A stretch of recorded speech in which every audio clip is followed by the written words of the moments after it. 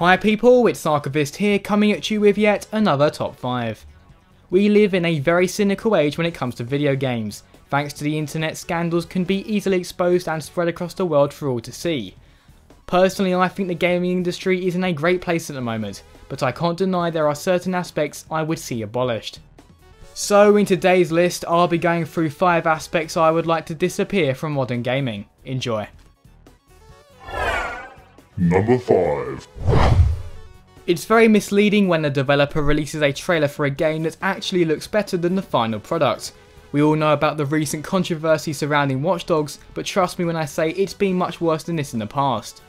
The worst offender that comes to mind would be Aliens Colonial Marines. The lighting and textures shown in a pre-release trailer were far superior to what we got in the final product.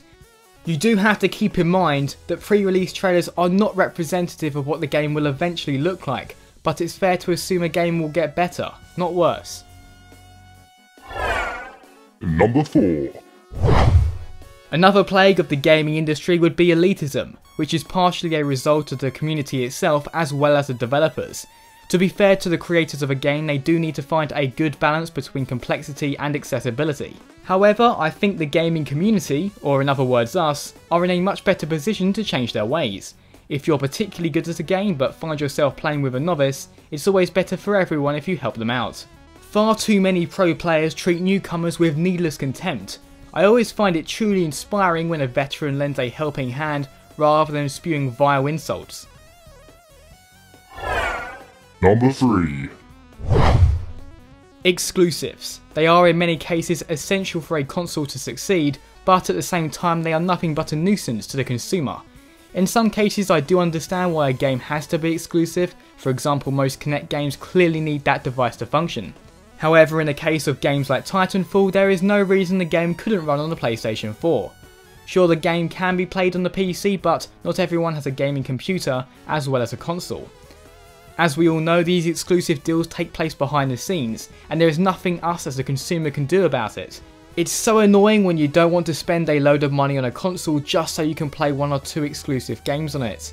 The only redeeming feature about exclusive games is that they do usually make the most of the system they're running on. Take the Infamous series for example.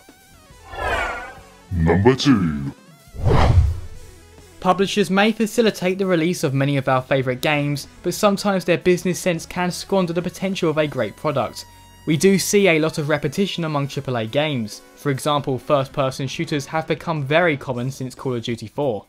Publishers can sometimes stifle innovation in favour of keeping a franchise safe, or in other words guaranteed to sell because it's basically the same thing as the previous entries in the series. And yes, I am referring to Activision here. It's number 1. Pay-to-win microtransactions stand in the way of fairness and good sportsmanship. In my view, playing against others online should be a battle of skill and strategy, not the size of your wallet. DLC as a concept is great when implemented properly. The best example of DLC I can think of would be the Grand Theft Auto 4 expansions.